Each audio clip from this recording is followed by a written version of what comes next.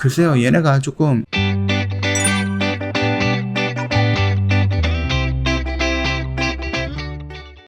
네, 안녕하세요. 허브경제TV 최호영입니다. 오늘 볼 종목은요, 이제 제넥신이라는 종목입니다. 종목 코드 번호가 0951-700번입니다.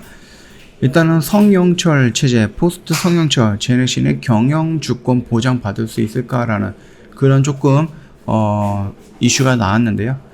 성영철 회장이 퇴진 후에도 한독은, 제넥신의 경영주권을 보장을 할까라는 부분입니다. 한독은 제넥신 최대 주주거든요. 그래서 성 회장이 폭넓은 경영 자유권을 부여해 왔습니다. 바이오 창업 1세대인 성 회장의 리더십, 그 다음에 김영진, 한독 회장과의 친분 등으로 종합적으로 고려한 결정이었죠. 하지만 성 회장이 이탈 시에 제넥신의 경영에 대한 한독의 입김이 커질 것으로 시장은 의견도 나오고 있습니다. 성 회장이 오는 9월 1일 날짜로 제넥신의 경영에서 손을 뗀다라는 입장을 밝혔죠.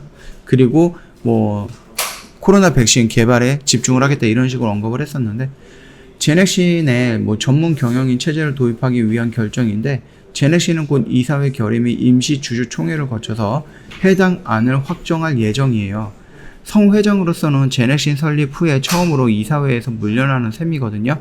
2014년 한독의 최대 주주 15.31%를 갖고 있는 최대 주주 한독, 등극 이후에도 리더십을 인정받아서 이사회 의정직을 맡겨왔던 그였는데요.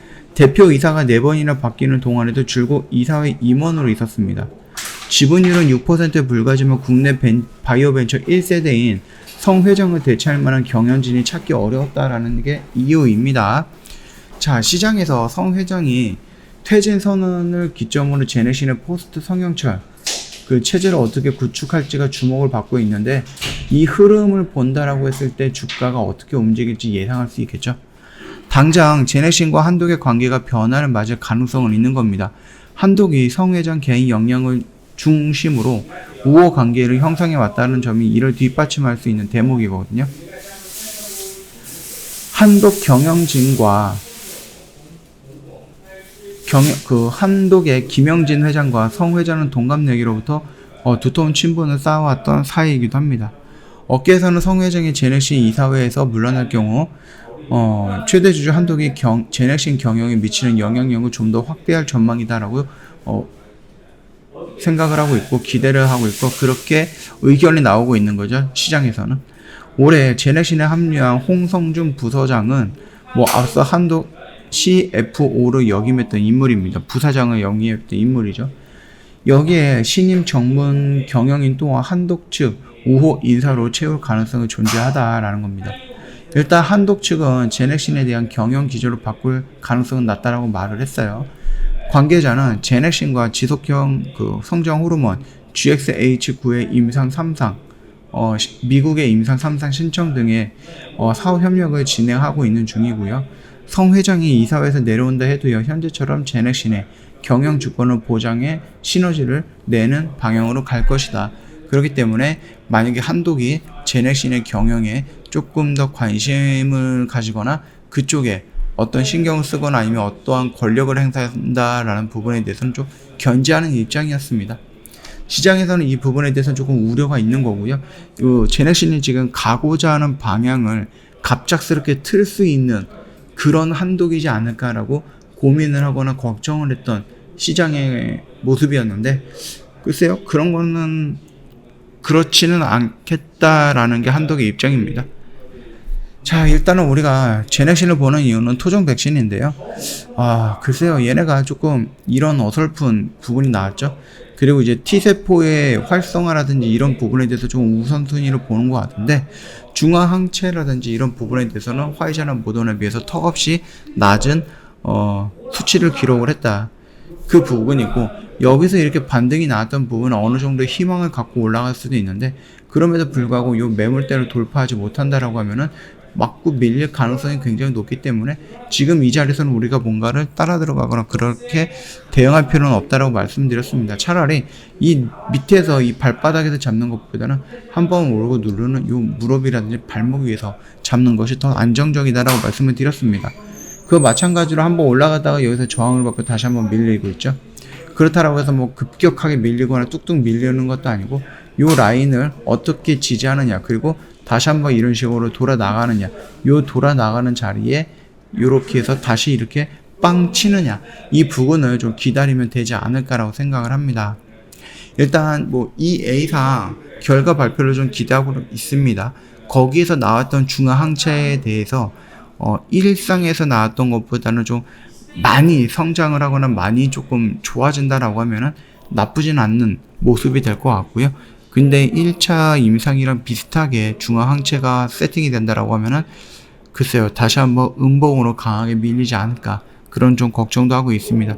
물론 인도네시아라든지 남아공이라든지 이런 쪽에서 2상이랑 3상 임상 진행 관련해서 승인이 나왔죠.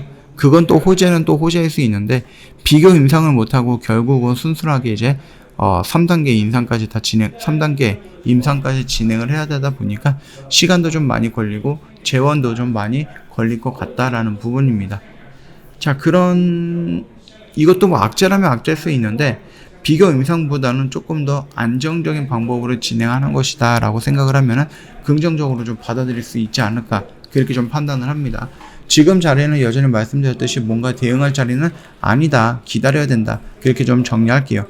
저 허브 경제TV 홈페이지 오시면 럭키7 이벤트 진행을 하고 있습니다. VIP 회원님들을 120만원을 모시고 있고요. 저희 방송반 진행을 합니다. 방송반 이벤트 진행을 하는데 게릴라 이벤트예요. 요거 1년에 한 번씩 하는 거거든요. 1년에 한 번.